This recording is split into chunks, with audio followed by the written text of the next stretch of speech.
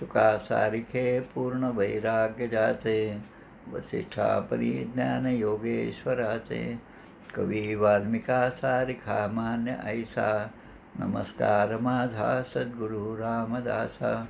श्रीराम मला वाटते अंतरी त्वा वसावे, तुझ्या दासबोधासी त्वा बोध व्हावे, अपत्यापरी पाववी प्रेमग्रासा, महाराज या सद्गुरु रामदासा.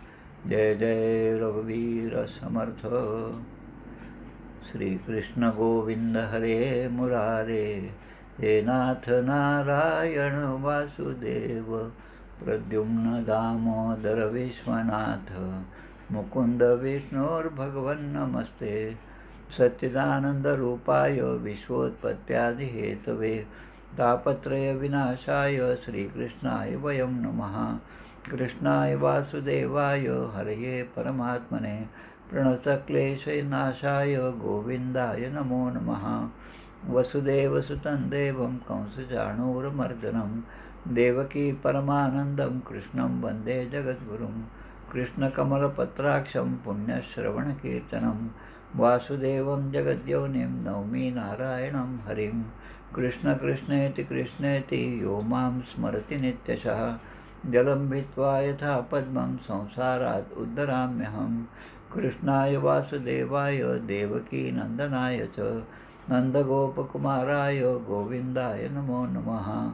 नमः पङ्कजनाभाय नमः पङ्कजमालिने, नमः पङ्कजनेत्राय नमस्ते पङ्कजाङ्घ्रे. गोपाल कृष्ण भगवान की जय.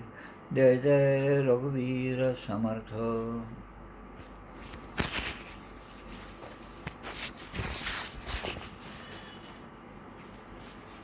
श्री भगवानुवाच, ज्ञानं परमगुह्यं मे यद्विज्ञानसमन्वितं, सरहस्यं तदङ्गं च ग्रहाणगतितं मया. यावानहं यथा भावो यद्रूपगुणकर्मकः, तथैव तत्त्वविज्ञानमस्तु ते मदनुग्रहात्. अहमेवासमेवाग्रे नान्यं यदसत्परं, पश्चादहं यदेतच्च योगशिष्येत सोऽस्म्यहं. वृतेर्थं यत्प्रतीयेत् न प्रतीयेच्चात्मनि, तद्विद्यादात्मनो मायां यथा भासो यथा तमः. यथा महान्ति भूतानि भूतेषुच्चावचेष्वनु, प्रविष्टान्यप्रविष्टानि तथा तेषु न तेष्वहम्. एतावदेव जिज्ञासं तत्त्वजिज्ञासनात्मनः, अन्वयव्यतिरेकाभ्यां यत् स्यात् सर्वत्र सर्वदा. गोपाल कृष्ण भगवान की जय. अवतरणिका. तृतीय स्कंद प्रथमोध्याय. उद्धव विदुर भेट होय. कृष्ण बालक्रीडा सांगता होय. उद्धव द्वितीयोध्यायी. तृतीय अन्य लीला चरित्र विदुर मैत्रेय भेट चतुर्थ. मैत्रेय सांगे विदुरा प्रत सृष्टिक्रम पंचमोध्यायी. षष्ठी विराट शरीर उत्पत्ति.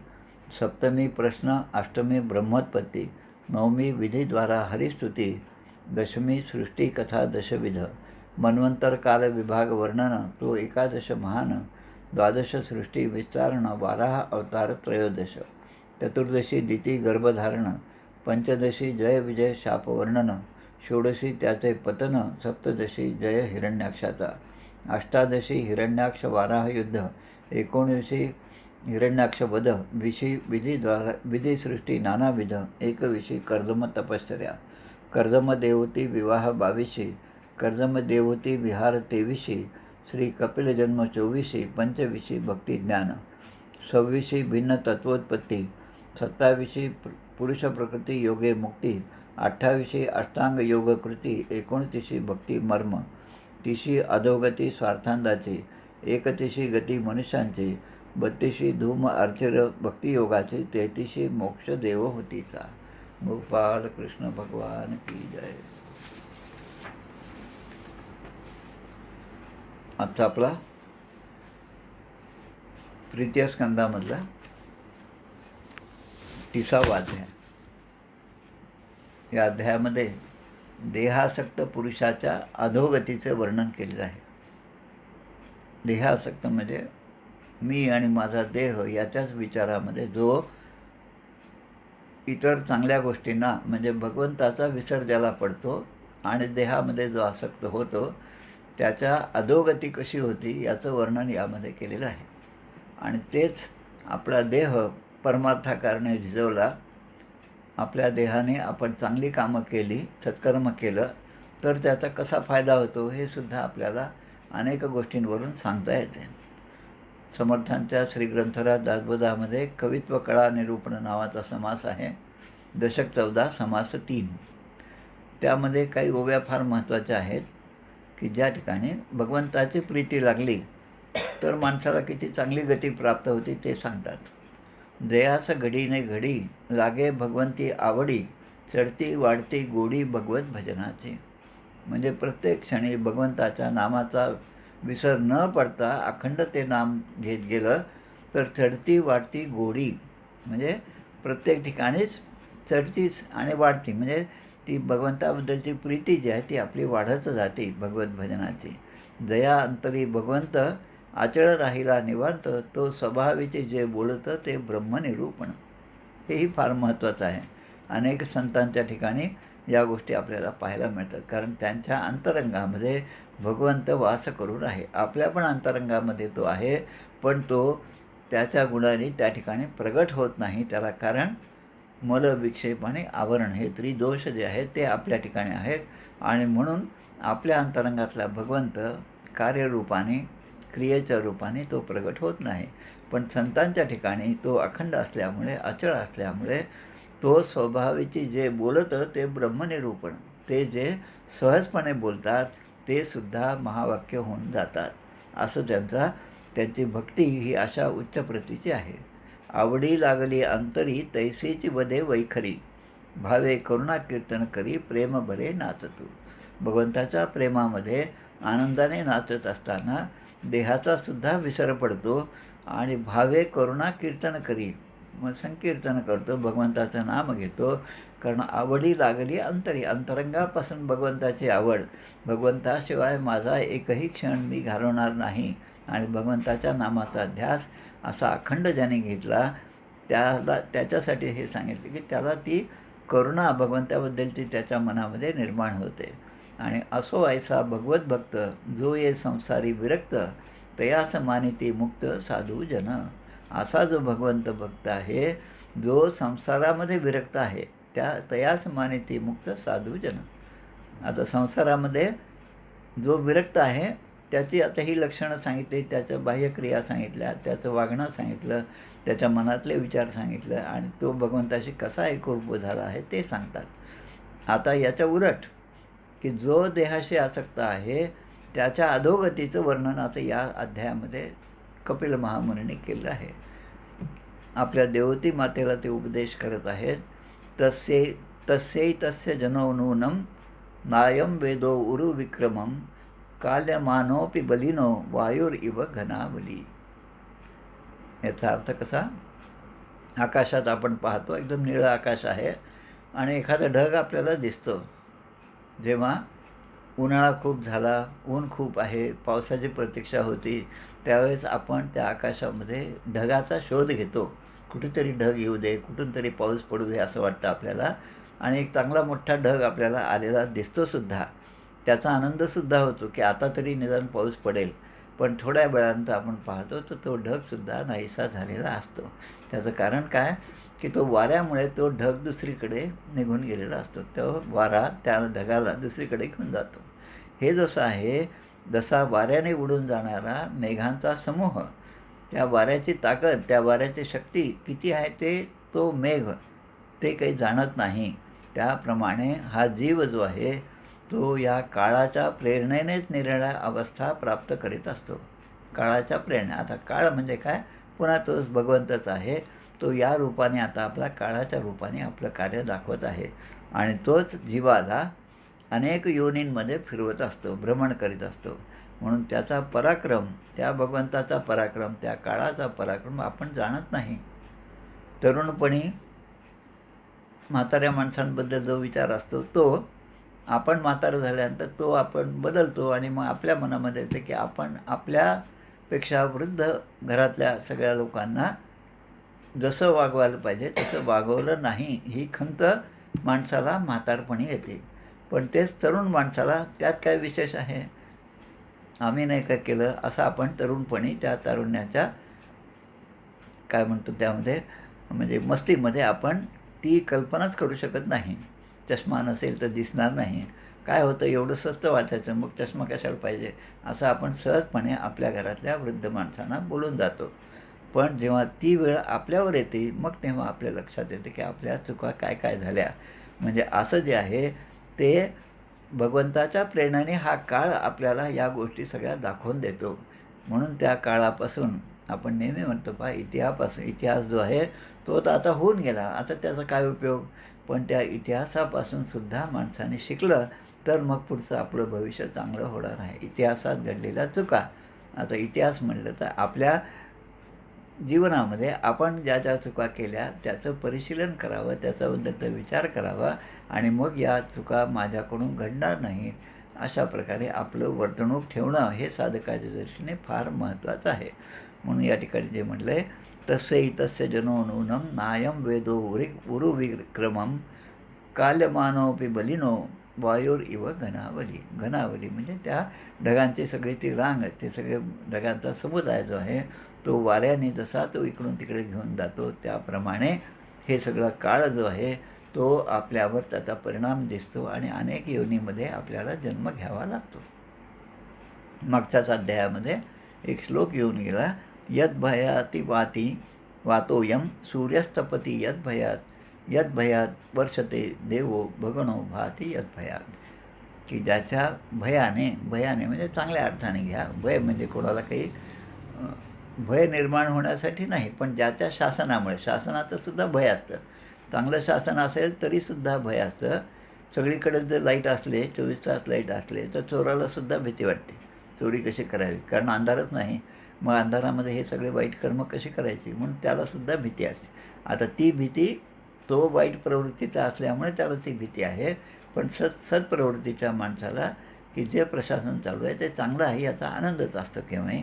त्याप्रमाणे या ठिकाणी सगळ्यांचं नियंत्रण जे आहे ते भगवंताकडे आहे आणि आता काळरूपाने हा भगवंत हे नियंत्रण करून माणसाला पुन्हा पुन्हा जन्माला, माणसाला म्हणण्यापेक्षा जीवाला पुन्हा पुन्हा जन्म घ्यायला लावतो. कारण जशी ज्याची वासना असेल त्याप्रमाणे त्याला एक एक जन्म प्राप्त होतात.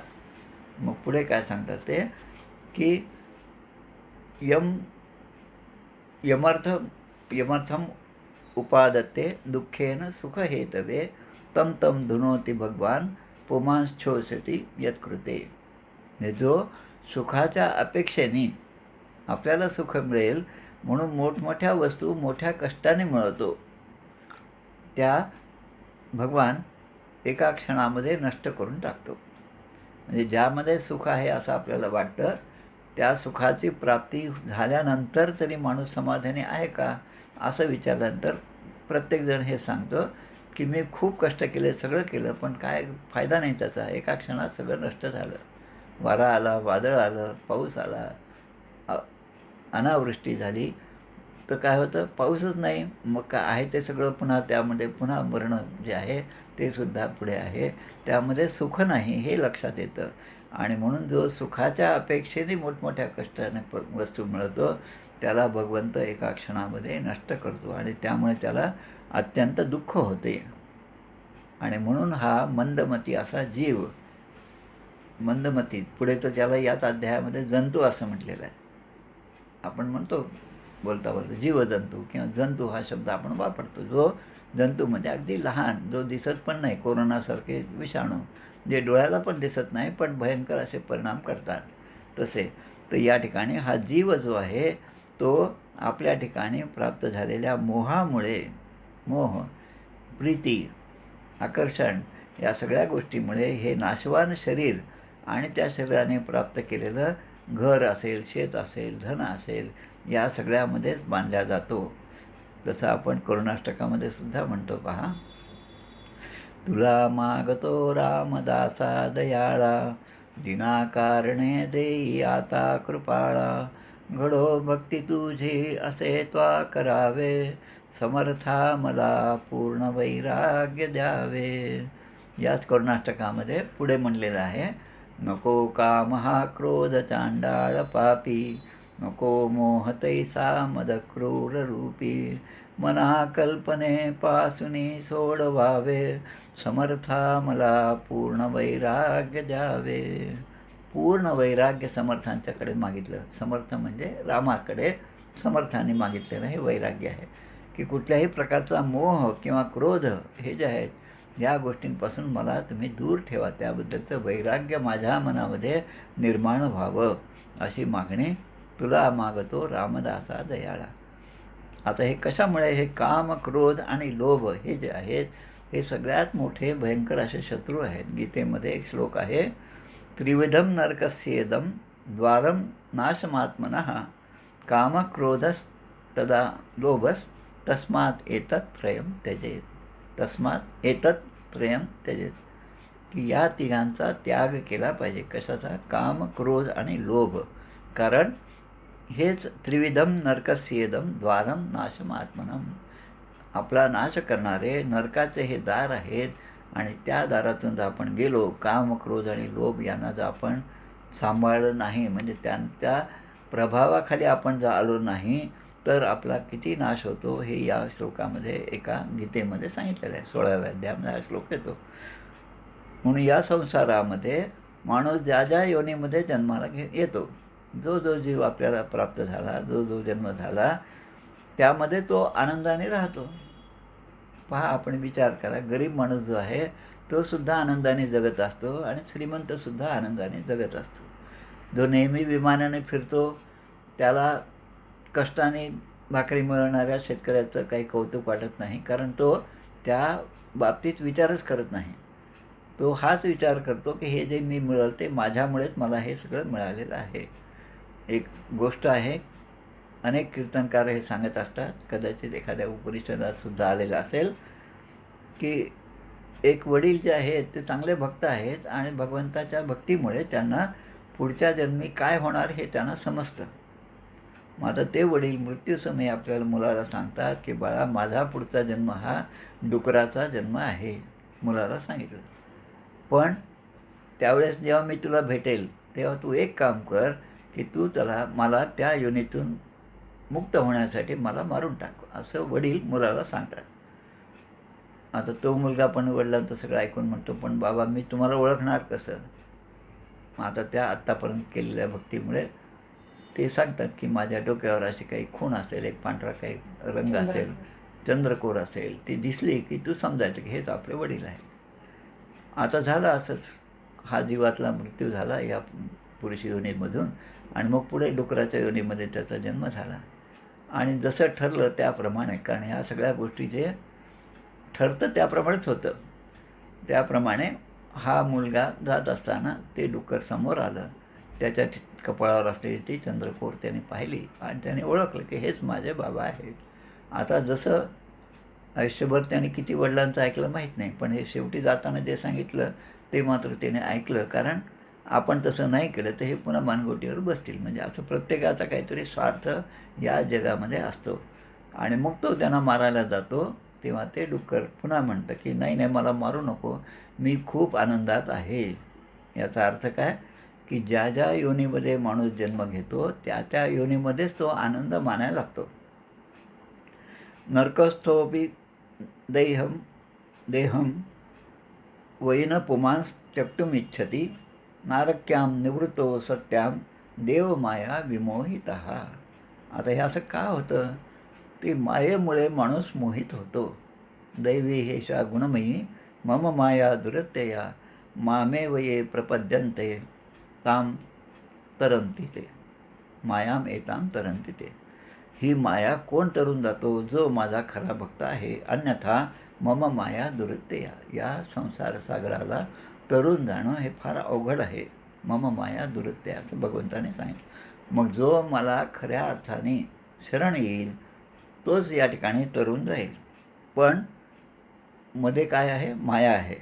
आता या मायेचं उदाहरण रामायणामध्ये सुद्धा खूप चांगल्या प्रकारे सांगितलेलं आहे. आपण टी व्हीवर पाहिलं म्हणून आपण भाग्यवान आहोत, आपल्या डोळ्यालाच हे सगळं दिसलं. अन्यथा तुलसीदासांचं रामायण असेल किंवा कुठलंही रामायण असो, त्यामध्ये आपण हा प्रसंग नेहमी वाचत असतो. राम पुढे आहेत, मध्ये सीता आहे आणि मागे लक्ष्मण आहे. या ठिकाणी राम हे परब्रह्माचं स्वरूप आहे, लक्ष्मण जे आहे ते जीवाचं स्वरूप आहे आणि सीता हे मायेचं स्वरूप आहे. लक्ष्मणाला रामाचं ध्यान, रामाचं सतत चिंतन असणारा लक्ष्मण म्हणजे जीव, त्याचं सारखं लक्ष त्या परब्रह्माकडे आहे. पण मध्ये असणारी जी सीता आहे, माया जी आहे, त्या मायेमुळे तो त्या भगवंताचं स्वरूप जे आहे ते ओळखू शकत नाही, पाहू शकत नाही, कारण ती माया मध्ये आलेली आहे. आणि म्हणून मम माया दुरत्या, ती तरुण जाणं फार अवघड आहे हे सांगितलं. कारण प्रत्येक माणूस आपापल्या कर्मानुसार त्या त्या योनीमध्ये जन्म घेतो आणि जन्म घेतल्यानंतर आपला जन्म कोणत्या योनीत होणार आहे हे माहीत नसल्यामुळे तो त्या ठिकाणी जे काय त्याला प्राप्त होईल परिस्थिती, त्या परिस्थितीमध्ये मग ते विष्ठा असो किंवा तुच्छ गोष्टी असो, त्या भोगामध्येच तो खरं सुख आहे असं मानू लागतो. पण हा मूर्ख म्हणजे हा जीव, आपला विषय काय, देहासक्त पुरुषांच्या अधोगतीचे वर्णन. म्हणजे देहासक्त जो आहे तो शरीर, स्त्री, पुत्र, धन, ग्रह, बांधव, आपल्याकडे असणारे जनावरं यामध्येच इतका आसक्त असतो की त्या आसक्तीमध्ये आपले मनोरथ जो आहे तो एक एक रचत असतो आणि स्वतःला मोठा भाग्यशाली समजतो. आणि म्हणून यातून आता अधोगतीचं वर्णन ते सांगतात. कपिल महामुनी आपल्या आईला सांगतात की माणूस अशा प्रकारे सारखं कुठल्या ना कुठल्या मनोरथामध्ये बांधलेला असतो. त्यामध्ये की आता हिंसावृत्ती, कोणाचीही हिंसा करू नये, अहिंसा सत्य असते सांगितलेलं आहे, सगळ्या धर्मामध्ये शास्त्रामध्ये सांगितलं आहे. पण त्या हिंसेला सुद्धा तो प्रवृत्त होतो, कारण त्या हिंसेनंतर त्याला काहीतरी धनाची प्राप्ती व्हायची असते. आता ते 1-1.5 वर्षापासून संस्कृतचा अभ्यास सुरू आहे. त्यामध्ये एक छान गोष्ट आलेली होती, ती 1-2 मिनटात सांगतो. की एका शेतकऱ्याला रोज शेतामध्ये जायचं, तिथं दिवसभर काम करून तो परत यायचा. दुपारचं जेवणाची वेळ झाली तेव्हा त्या ठिकाणी एक नाग यायचा आणि त्या नागाने या शेतकऱ्याला सांगितलं की तू माझ्यासाठी रोज दूध आणत जा. त्याप्रमाणे हा शेतात जाताना रोज दूध घेऊन जायचा आणि एक पात्र घेऊन जायचं, ताट घेऊन जायचं. त्याच्यामध्ये ते दूध टाकलं की तो नाग यायचा आणि ते दूध प्यायचं आणि संतुष्ट व्हायचं. आता तो नाग म्हणतो, याच्या बदल्यामध्ये मी तुला सुवर्ण मोहरा देईन, रोज एक मोहरा देईन. असं होता त्याला रोज एक मोहरा मिळाला. पण झालं असं की त्याला एके दिवशी गावाला जायचं असतं, म्हणून तो आपल्या मुलाला सांगतो की बाळा मी गावाला जातो आहे, पण तू एवढं मात्र काम कर, रोज दूध नेऊन त्या ठिकाणी त्या पात्रामध्ये ठेवत जा, तिथे नाग येईल, घाबरू नको आणि तो तुला सुवर्णमुद्रा देईल. आता किती स्पष्ट गोष्ट आहे आणि चांगली गोष्ट आहे. वडिलांनी सांगितलं, पोराने ऐकायचं. पोराने हो म्हटलं. पोरगा वडील गावाला गेला आणि स्वतः त्या ठिकाणी गेला आणि त्याला आत्तापर्यंत समजलं हे सगळं मोहरा जे आहेत ते त्या सापामुळेच आपल्याला मिळाल्या. मग आता तो विचार करतो की त्याच्याजवळ जर एवढ्या मोहऱ्या असतील तर त्या सापालाच का नाही मारून टाकायचं, असं म्हणून तो तयारीमध्ये जातो. त्या ठिकाणी दूध ठेवतो, साप येईल म्हणून वाट पाहतो. तो साप येतोसुद्धा.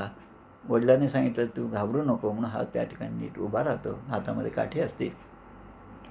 पण लोभ पुरेना जनी लोभरे क्षोभ त्याते, म्हणून जनी मागुता जन्म घेते. आजच सगळे पैसे मिळवावेत या भावनेने तो त्याला मारायला जातो. साप काही त्या काठीने मरत नाही, पण जाता जाता तो दंश करतो आणि मग याचा त्या ठिकाणी मृत्यूसमय येतो. तेव्हा त्याला वाटतं की अरे मी विनाकारण हा लोभ केला, नाहीतर अशी वेळ माझ्यावर आली नसते.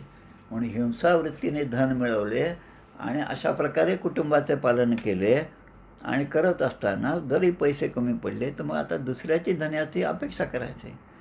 असं केल्यामुळे काय झालं की एवं स्वभरणाकल्पं तत् कलत्र या दयस्तथा नाद्रियन्ते यथा पूर्वं कीनाशा इव गोचरम, की हा आपले पालन करण्यासाठी असमर्थ आहे. घरातल्या लोकांना तेव्हा समजतं की आत्तापर्यंत ज्यांनी आपल्याला सगळ्यांना खाऊ पिऊ घातलं तोच आपल्या घराचा प्रमुख जो आहे तो आता आपलं पालनपोषण करण्यासाठी असमर्थ आहे. म्हणजे पुन्हा स्वार्थच आला आणि तो असमर्थ आहे असं झाल्यामुळे आत्तापर्यंत त्याला जो आपल्या कुटुंबामध्ये जो मान मिळत होता तो मान मिळेनासा झाला.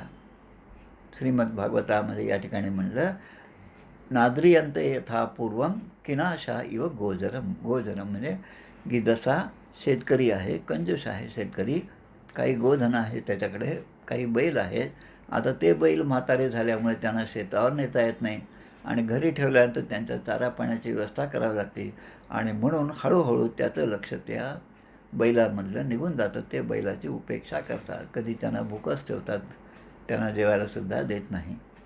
जन्मला जयाचे उदरी तयासी जो विरोध करी सखी मानिली अंतुरी तो एक मूर्ख. समर्थ आपल्याला मूर्खाच्या पंक्तीमध्ये नेऊन बसवतात. तसा हा शेतकरी आहे. तसं घरचे लोक याचा आदर करत नाहीत. मग आता त्याला स्वतःला वैराग्य येत नाही. ज्याने आत्ता पण आपलं पालनपोषण केलं तेच आता मुलं जे आहेत ते आता आईवडिलांचं पालनपोषण करतात. पण वृद्धावस्थामुळे हळूहळू जसा पूर्वीचा जोश होता अंगामध्ये तसा याचा राहत नाही. साध्या साध्या गोष्टींचा विसर पडतो. हातपायसुद्धा हलवता येत नाही. दिसायला आता कुरूप दिसायला लागतो. मग मुलांना, घरच्याच लोकांना ज्यांच्यावर आपण इतकं प्रेम केलं ते आता आईवडिलांनासुद्धा काहीतरी वेगळ्याच प्रकारे पाहतात. मोलकरीण नावाचा एक सिनेमा होता, त्यामध्ये या सगळ्या गोष्टी छान दिलेल्या आहेत. त्या माणसाचं वृद्धपणामुळे शरीर रोगी होतं, जठराग्नी मंद होतो, खाल्लेलं पचत नाही, भूक लागली असं वाटतं, पुन्हा मागायचं आणि ते आल्यानंतर मग जेवण जात नाही. त्याचा पुरुषार्थ कमी होतो आणि तो मरणोन्मुख होतो. दासबोधातसुद्धा अशा उभ्या आहेत आणि मग म्हणतात, घरातलीच माणसं म्हणतात, आत्तापर्यंत जे आपलं समजत होतं तेच म्हणतात, आता हा केव्हा जातो. लोकांचे फोन येतात, 1-2 दिवस ते येऊन पाहतात आणि मग नंतर फोनवरच विचारपूस करतात, काय बरं आहे ना, काही झालं नाही, काही गडबड नाही ना, अशा प्रकारे ते दूरच राहतात आणि मग गेल्यावर मात्र येऊन खूप मोठ्याने गळा काढतात. हा सगळा संसार जो आहे तो पाहत असताना मृत्यू समय जवळ आल्याने माणसाचा वात जो आहे, प्राणवायू वात जो आहे तो वाढत जातो, बुबुळे बाहेर येतात, सगळी मरणाची अवस्था जी आहे ती आता हळूहळू त्याला प्राप्त होत आहे. इतकंच काय, पण तो मरणासन्न व्यक्ती असल्यामुळे 2-2 यमदूत आता येऊन आपल्याला घेऊन जातात अशी भीती ज्याला वाटते. आत्तापर्यंत बऱ्याच जणांचं ऐकलेलं असतं आणि म्हणून त्या भीतीपोटी तो मलमूत्र त्यागसुद्धा करतो. यातना सगळ्या प्राप्त होतात आणि ते यमदूत जे आहे ते त्याला गळ्याला दोरी बांधून घेऊन जातात. हे वर्णन सगळं याच अध्यायामध्ये केलेलं आहे. योजनानां सहस्राणि नवतीन नवचाध्वनं त्रिभिर्मुहूर्तैर्द्वाभ्यां वानितः प्राप्नोति यातना. आता ते त्याला यमलोकाकडे घेऊन जातात त्या जीवाला. पुढे सुद्धा असंच वर्णन येणार आहे भागवतामध्ये. ते त्याला घेऊन जातात. किती मार्ग, किती लांब घेऊन जातात ती गोष्ट त्या ठिकाणी सांगितली. नवतीम नवचाध्वनः म्हणजे 99,000 योजने एवढं अंतर आहे. आता एक योजन म्हणजे आजकालच्या भाषेमध्ये 12 किलोमीटर. 99,000 गुणिले 12 एवढं अंतर आहे. मग आता त्या जीवाला, आता हा जीव स्थूल रूपाने नाही, तो सूक्ष्म रूपाने आहे. त्या जीवाला ते घेऊन जातात आणि किती वेळामध्ये हे अंतर पार करतात. 99,000 गुणिले 12 किलोमीटर किती वेळामध्ये, तर केवळ 5-6 घटकामध्ये. त्रिभिर्मुहूर्तैर्द्वाभ्यां, त्रि म्हणजे 3, द्वाभ्याम म्हणजे 2, 3 दोन्ही 6 म्हणजे 5-6 घटकेमध्ये. आणि 5-6 घटिका म्हणजे किती अंतर असेल, एक घटिका म्हणजे 2.5 मिनटं.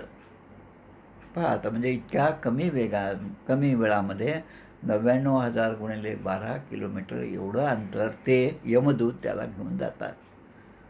पुढे त्याची दुर्गती जी आहे ती सुद्धा सांगितलेली आहे. त्याच्या शरीराला आगीमध्ये टाकून जाळले जाते.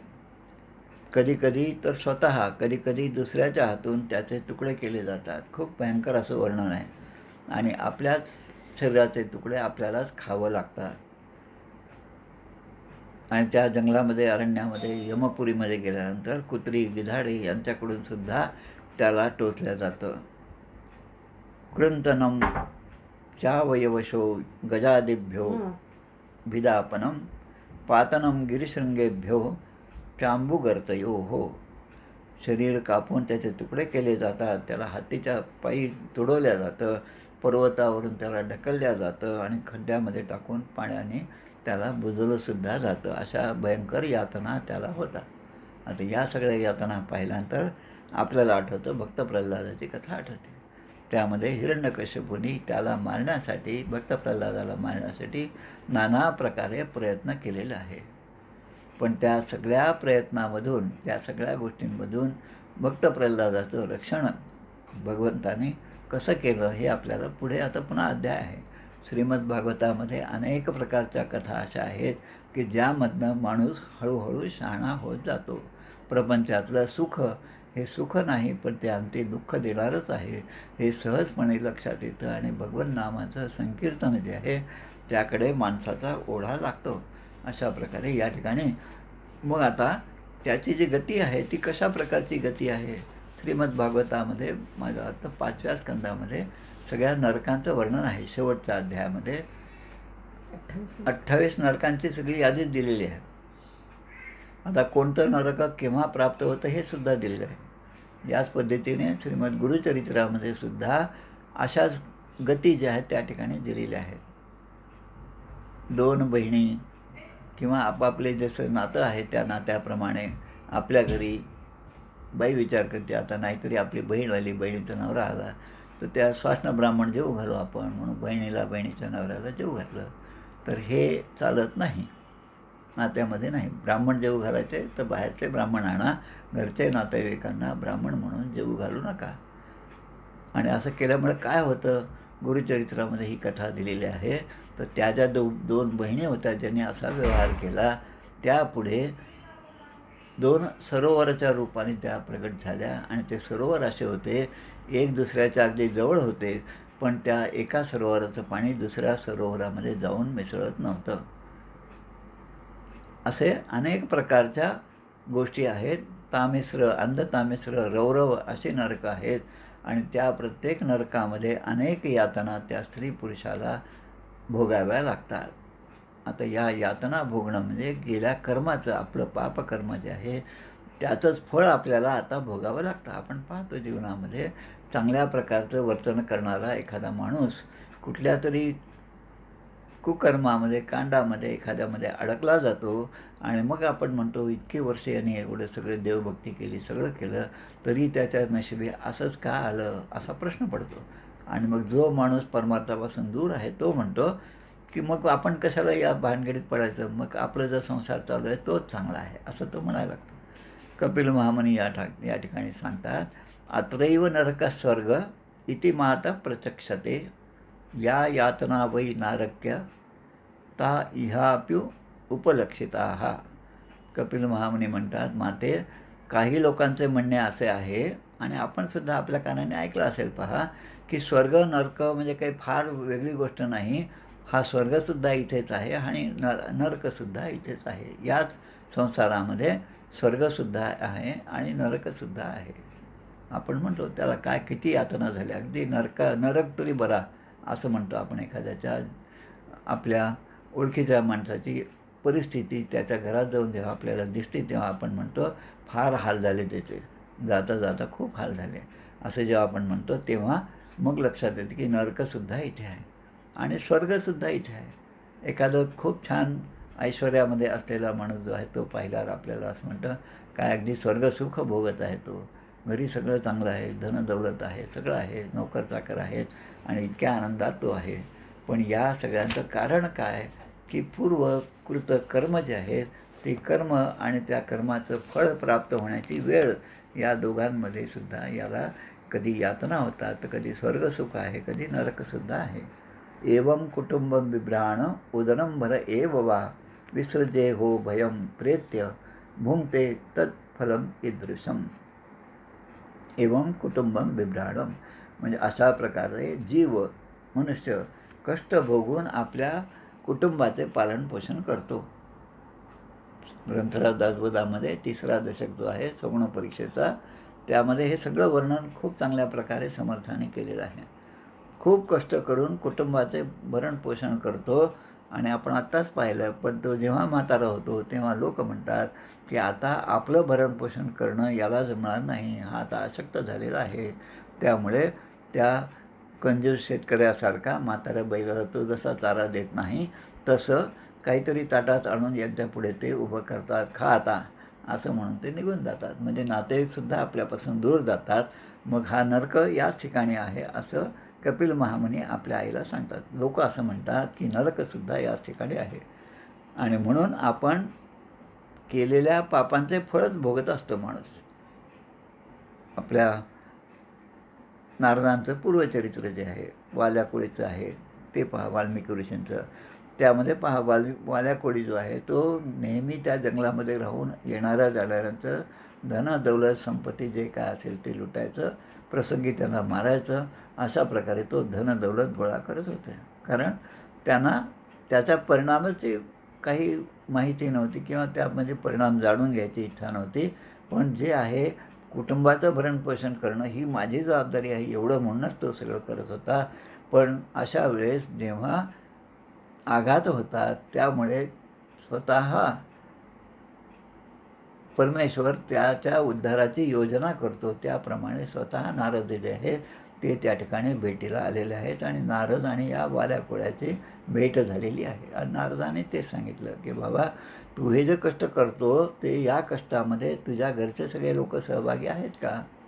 एखादा खूप पैसा खातो, भ्रष्टाचार करतो आणि मग नंतर जेव्हा ते उघडकीस येतं मग तेव्हा तो चार रडून त्या कोर्टामध्ये रडत असतो आणि आपल्या जीवाचे कसे हाल होतील, आपल्यानंतर आपल्या घराचं कसं होईल याची विवंचना त्याला जेव्हा लागते तेव्हा त्याला हे नाही समजत की या गोष्टी मला पूर्वी समजल्या असत्या तर मी चांगल्या प्रकारे वागलो असतो. पण ती वेळ गेलेली असते.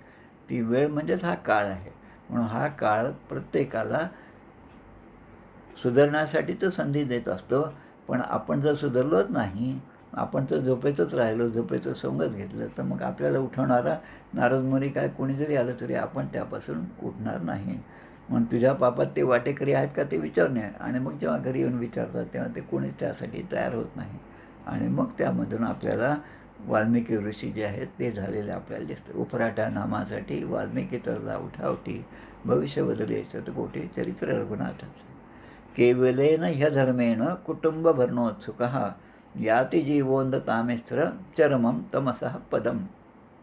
हा एक श्लोक आहे की जो मनुष्य केवळ पापकर्म करून, म्हणजे सत्कर्म तर दूरच राहिले, पण जी काय कर्म आहे ती सगळी पापकर्म करतो आणि पापकर्म करूनच आपल्या कुटुंबाचे भरणपोषण करतो आणि त्यामध्येच तो व्यस्त असतो, त्यामध्येच तो आनंदी असतो. त्याला चांगल्या गोष्टीची कल्पनाच नसते. ज्याला चांगल्या तुपाची सवयच नाही त्याला ते डालडा तुपच चांगलं वाटतं. हे जसं आता तर काय डालडा तूप आहे की नाही हे माहीत नाही अशी परिस्थिती. लहानपणी आमच्या वेळेस हेच असायचं, तेच तूप चांगलं वाटायचं. तसं की ज्याला चांगल्या गोष्टीचीच कल्पना नाही तो त्या अंधकाराला सुद्धा इतक्या आनंदाने त्या अंधकारामध्ये जगत असतो. हाला यातना आता हे माझ्या नशिबीच आहे आणि मी यातून बाहेर पडूच शकत नाही अशी त्याची भावना झालेली असते आणि दृढ निश्चय झालेला असतो. त्यामुळे तो त्यामधून कुठल्याही प्रकारे बाहेर येण्याचा प्रयत्नसुद्धा करत नाही. नरकामधील कष्टप्रद असे स्थान असलेल्या अंधतामेश्वर नावाच्या नरकामध्ये तो जातो. हे नरकाचं वर्णन पुन्हा पुढे येणार आहे म्हणून आता आपण थोडक्यात त्याचं विवेचन करतो. अंधस्तान नरलोकस्य यावतिर्यात अनादयाः क्रमशः समनुक्रम्य पुनस्त्रा व्रजेच्छुचिः. म्हणजे मनुष्य जन्म मिळण्यासाठी जितक्या म्हणून यातना भोगाव्या लागतात तसेच कष्ट प्रत्येक योनीमध्ये कष्ट आहेतच. मग ते डुक्कर असो, कुत्रा असो किंवा एखादा आपल्यासारखे माणसं असो, त्यांना कष्ट आहे. कष्टाशिवाय त्यामध्ये काही म्हणजे शॉर्टकट नाही. मग ते जे कष्ट आहेत ते जे पापकर्म आपण केलेले आहेत ते मग क्रमाक्रमाने माणसाला भोगावे लागतात. आणि जसं जसं पापकर्म आपण भोगत जातो तसं तसं तो जीव शुद्ध होतो. खराब घाण झालेला कपडा जो आहे तो एकदा धुवून काही स्वच्छ होत नाही. अनेकदा त्याला जसं धुवावं लागतं तसं या जीवाला भगवंत या सगळ्या 28 प्रकारच्या नरकामध्ये पाठवून त्याची धुलाईच करतो असं म्हणावं लागेल आणि त्याला शुद्ध करत असतो. आणि तो जेव्हा शुद्ध होतो, तो जीव जेव्हा शुद्ध होतो तेव्हा मग तो भगवंत त्याचा स्वीकार करतो. त्या बंदरामध्ये बोटीवर जेव्हा ते माल चढवतात तेव्हा त्या ठिकाणी सगळं सामान जे असतं ते सामान तिथे बांधून तयार असतं. त्याला पॅकिंग केलेलं असतं, त्याला लोखंडी पट्ट्याने बांधलेलं असतं आणि मग असं जे पूर्ण बांधलेलं जे सामान आहे ते क्रेन त्याला उचलतं आणि त्या बोटीमध्ये नेऊन ठेवतं. पण ज्याचं ते सामान जे आहे ते व्यवस्थितपणे बांधलेलं नसेल त्याला मात्र ते क्रेन उचलू शकत नाही, कारण तो जीव अजूनही मुक्त होण्याच्या लायकीचा नाही. आणि अशा प्रकारे जे कष्ट आहेत माणसाच्या जीवनामध्ये ते कष्ट का आले याचा सगळा म्हणजे अर्थ या अध्यायामध्ये सांगितलेला आहे. आणि म्हणून सत्यम वद धर्मम चर स्वाध्यायम अप्रमादात, म्हणजे सत्यम वद, सत्यच बोललं पाहिजे. असत्याच्या मार्गाने मिळालेला पैसा असो जे काही असेल तो पापकर्मच असल्यामुळे त्याचा परिणामसुद्धा तसाच अनिष्ट असा परिणाम होतो. आणि म्हणून भगवंतानी आपल्याला या सगळ्यापासून दूर ठेवलं पाहिजे. त्याचं कारण काय? त्रिविधम नरकस्येदम, 3 जे दार आहेत नरकाचे, ते लोभ, मोह, दंभ हे सगळे सांगितले आणि त्यापासून जीवाने दूर राहायला पाहिजे असं या ठिकाणी कपिल महामुनी आपल्या मातेला सांगत आहेत. मग कपिल महामुनीचा हा सगळा उपदेश जो आहे तो या ठिकाणी आहे. तर नरकाची नावं आणि त्यांची पूर्ण मोठी यादी आहे. त्यामध्ये गुरुचरित्रामध्ये जसं दिलं आहे, साधं आहे म्हणजे आपल्याला समजण्यासाठी म्हणून सांगतो. आपण अनेक पुस्तकं विकत घेतो, पुस्तक आणतो आपण आणि एखादा येतो आपल्याला आणि तो पुस्तक घेऊन जातो. साधी गोष्ट आहे. बरं, नेलेलं पुस्तक तो परतही आणून देत नाही. म्हणजे एका अर्थाने अध्यात्माच्या अर्थाने त्या पुस्तकाची चोरी करतो. आता पुस्तक जर वाचायचं असेल तर सगळ्यात महत्त्वाचं इंद्रिय कोणतं आहे? तर ते डोळे आहे. मग अशी जर पुस्तकाची चोरी करतो त्याला पुढची गती काय मिळते? तर तो अंध म्हणून जन्माला येतो, असं त्या ठिकाणी दिलेलं आहे. पुढे ज्याला जलदान, पाणी आपण दिलं नाही आणि ते पाप आपण केलं तर पाण्या वाचून तरपडण्याची वेळ आपल्यावर येते. साधे साधे पाप आहेत जे आपण अनेकदा केले असतील, करत असतो, पण आपल्याला त्याची कल्पना नसते की आपण हे पापकर्म करत आहे. आणि म्हणून विधी जे आहे, शास्त्र जे आहे, त्या शास्त्राच्या आज्ञेप्रमाणे माणसाचं वर्तणूक पाहिजे. आणि शास्त्राच्या विरुद्ध जर वर्तणूक झालं तर या सगळ्या यातनामधून त्या जीवाला जावं लागतं. हेच या ठिकाणी सांगितलेलं आहे. आता याच्या पुढचं जे आहे पुढचा अध्याय जो आहे 3ऱ्या स्कंदामधला 31वा अध्याय म्हणजे मनुष्य योनी प्राप्त झालेल्या जीवाच्या गतीचे वर्णन. आता अनेक योनींबद्दल सांगितलं, का त्या योनीमध्ये जावं लागतं हे सांगितलं. आता स्पष्टपणे मनुष्य योनी ज्यांना प्राप्त झाली त्या जीवाच्या गतीचे वर्णन, त्यांना कोणती गती प्राप्त होती हे आता पुढच्या अध्यायामध्ये आपल्याला कपिल महामुनी सांगत आहेत. 31व्या अध्यायामध्ये त्रिविधम नरकस्येदम द्वारम नाशमात्मनः काम क्रोधस्तथा लोभस तस्मात् एतत् त्रयम त्यजेत. जनी निंदते सर्व सोडून द्यावे, जनी वंदते सर्व भावे करावे, हे आपल्याला सांगितलं. त्यामुळे हा अध्याय या ठिकाणी समाप्त होत आहे. खूप चांगल्या प्रकारचे असे श्लोक यामध्ये आहेत. पूर्ण भागवतामध्येच इतक्या गोष्टी आहेत की तुम्हाला आता ऐकून बऱ्याच वेळेस तुम्ही ऐकलेसुद्धा असतील. आता पुन्हा आपण सगळं ऐकत आहोत. त्या सगळ्या ऐकूनसुद्धा जो शाणा होत नाही त्याला मग समर्थ पडत मूर्खच म्हणतात. बाकी तिसरी कॅटेगरीज नाही समर्थांच्या भाषेमध्ये, तुकाराम महाराजांच्या भाषेमध्ये. पण हा भक्तिमार्गाचा ग्रंथ असल्यामुळे या सगळ्या गोष्टींचं विवेचन ऐकून माणसाच्या ठिकाणची भक्ती जागृत झाली पाहिजे. आणि तेच या नरदेहाचे उचित काही करावे आत्महित, यथानुशक्त्या चित्तवित्त सर्वोत्तमे लावावे. जय जय रघुवीर समर्थ. 2 मिनिटात थांबू, आरती म्हणे आपण.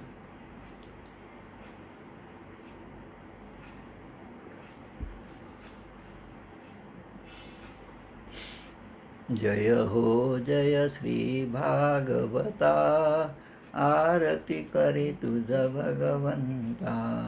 जय हो जय श्री भागवता, आरती करी तुझ भगवंता. श्री शुकमुनीने परम भक्तीने नाना परीने गायले जा हरिचरिता. आरती करी तुझ भगवंता. वेद तरुचे मधुर फळ, स्वादुरसे जे सोज्वळ. आत्मा राम मुनी अचळ, सेवुनी करीती जन सफळ. महापर्वणी आली अवनी, की अगहरिणी भवजलतरिणी. ती पतिता आरती करी तुझ भगवंता. येथे व्यासांची वाणे, सार्थक हरिगुण गावोनी. शास्त्र पुराणी मुकुटमणी परम प्रेमामृत जननी. सहज सेविता भाविक भक्ता उदार दाता मोक्ष तत्वता देहाता. आरती करी तुझ भगवंता गमते जणू मानस तीर्थ. द्वादश सोपाने युक्त मद भक्ती जले भरित. विहरे हरिहंस चितेथ श्लोक सुकुमले संत अलिकुले. सेवुनि रमले भान विसरले रस पिता. आरती करी तुझ भगवंता अपार महिमा ग्रंथाचा. वदवे ना कोणासाचा मेवा कविवर संताचा. प्राणची कीर्तनकाराचा जणू बोधाचा स्वयंप्रभेचा. द्वादश कळीचा रवी अंतरीचा तमहरता. आरती करी तुझ भगवंता ग्रंथ नव्हे हा श्रीकृष्ण. गीते वेधी मन पूर्ण अनन्य होता या शरण. खचित टळे जन्म मरण. त्रितापदाती चिरये शांती. नाथ हि वदती रामपदी ठेवी माथा. आरती करी तुझ भगवंता जय हो जय श्री भागवता. आरती करी तुझ भगवंता. गोपाल कृष्ण भगवान की जय. जय जय रघुवीर समर्थ.